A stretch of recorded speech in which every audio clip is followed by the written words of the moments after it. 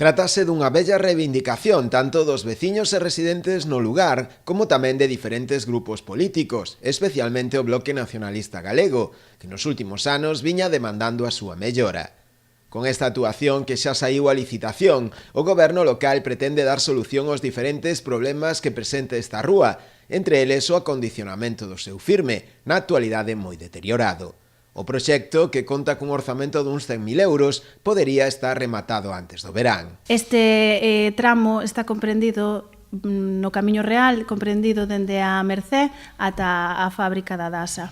Sae por un importe de 107.578,93 euros, impostos incluídos, e vai con cargo ao remanente do 2018. Incluye a pavimentación de todo o tramo e tamén incluye un muro de contención á altura da fábrica de Adasa. É unha obra moi beneficiosa, moi reclamada por todos os veciños e veciñas do Camiño Real e esperamos que este rematada antes de que comece o verán. As empresas interesadas terán de prazo ata o próximo 5 de febreiro para presentar as súas ofertas a través da plataforma de contratación do sector público do Estado.